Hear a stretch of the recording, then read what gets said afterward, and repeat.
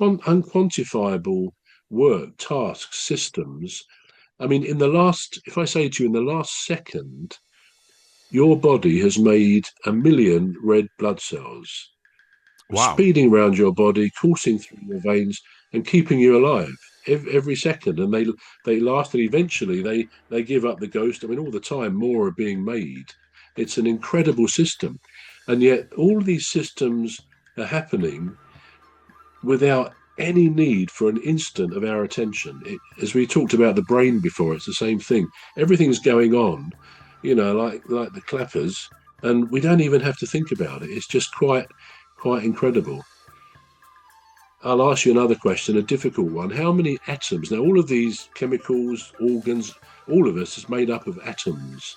How many do you think are in a normal human, a regular human? How many atoms? Right. Before I answer that, there's something there was something that you said. You're not gonna try and faint, are you?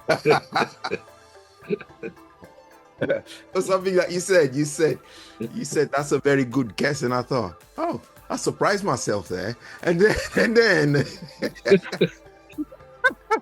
Then I said it was then a you load of came out to rubbish or something. tell me. Anyway, Yeah, I apologize. anyway, so how many atoms? I don't know. This is completely a wild, uneducated guess, and I would say probably 1,000. How many? A A thousand. thousand. Yeah, one Yeah, thousand. no. Um, I'd like to say good guess, but you're nowhere near. No, if I tell you there are 7 billion atoms. I don't know what if there's a word for billion, a billion billion, but 7 billion atoms make us what we are, and nobody knows why each of those atoms has this urgent desire to be you and to be me, because they are Right. mindless particles without a thought, an idea, or a notion between them. They're simply atoms. They're the tiniest is not even the word, is it? Mm, Particles, but they sustain our life. They're constantly, looking after the systems that create us, that keep everything going, that keep mm. us humming, really. And what they do, they let us enjoy. How can I put this? They let us enjoy this this agreeable condition that we call life. Right. Our atoms are us, and they want us to be me and you. And this wonderful thing we call life, which we do take for granted, I guess we have to. We can't constantly think about why are we alive? What is it all about?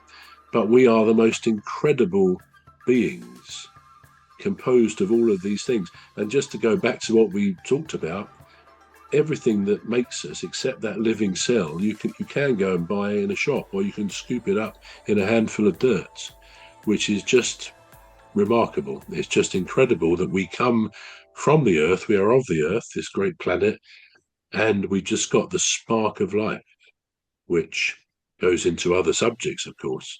Where does that spark come from? But we don't really do discussions of like that. Yeah. But it's enough to say that this life is a very agreeable condition, and a very rare and supremely wondrous condition that we do call life. Yeah. Now, I when you mean, when you yes, go on. there's, go on, no, Oh after no. you. All right. Yeah. Yeah. I was just.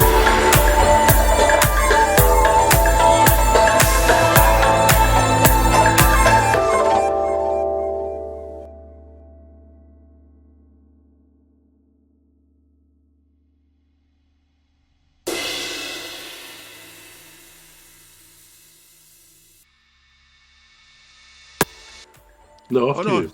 All right. Yeah. Yeah. I was just thinking about when you talk about the cell being the only thing that's stopping humans from actually building another human being or making a human being, and I'm thinking, surely it can't be, can it? Because every other thing is a byproduct, isn't it? It's not. You know, you can't.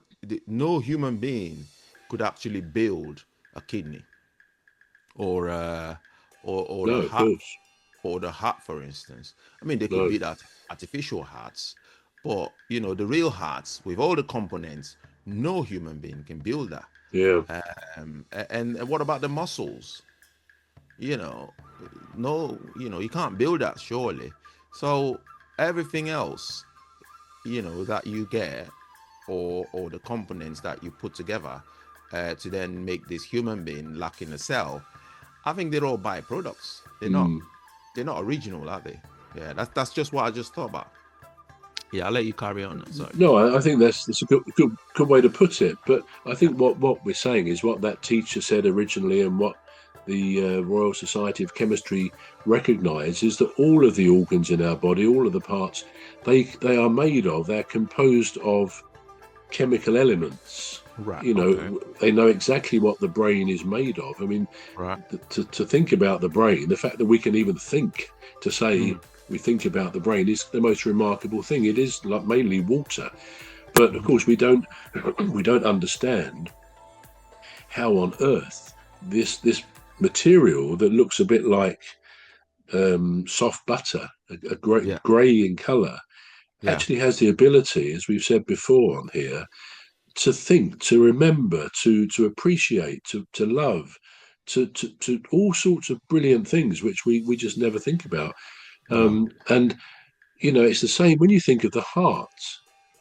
Our hearts beat. We play sports, we run, we watch sports on football, we see boxers, all sorts of things, and all the time that heart keeps on pumping the blood that keeps being remade every second around this incredible shell. Is it a shell? This incredible body that we sort of inhabit. If we inhabit the body, don't we? The body is a temple, and the whole thing is really beyond adequate description in terms of its brilliance. And that's what I think I've said before.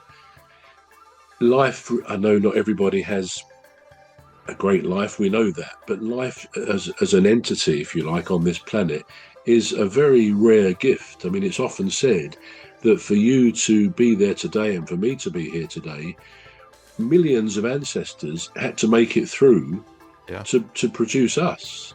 If any one of those ancestors had died along the way, hundreds of